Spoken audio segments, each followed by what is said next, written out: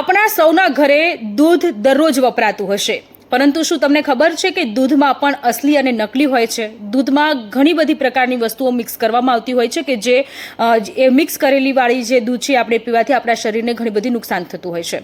સૌથી પહેલાં અસલી દૂધ અને નકલી દૂધ એ બંને વચ્ચે કેવી રીતે આપણે ભેદ જાણી શકીએ, આખા વિડીયોમાં હું તમને એ વિશેની માહિતી આપવાની છું. એ પહેલાં હું તમને એ જણાવી દઉં કે દૂધમાં કયા કયા પ્રકારની વસ્તુઓ મિક્સ કરવામાં આવે છે.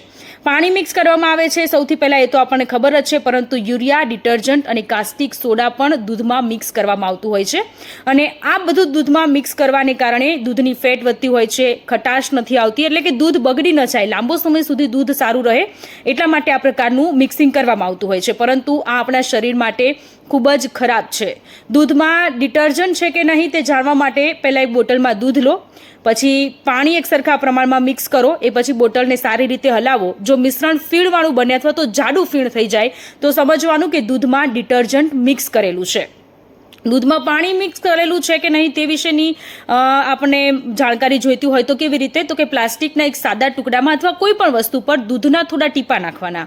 દૂધનું ટીપું નાખો એટલે જો દૂધમાં પાણી મિક્સ કરેલું હશે તો એ કલર નહીં રહે, કલર સાથે એ દૂધ પડી જશે નીચે જ્યારે તમે પ્લાસ્ટિકને થોડું અમથું નમાવશો તો. અને જો દૂધનું ટીપું સફેદ નિશાન છોડીને ધીમે ધીમે વહેતું હોય છે તો એ દૂધમાં પાણી ઓછું મિક્સ કરેલું હોય છે, એ પ્રકારની પણ સંભાવનાઓ હોય છે.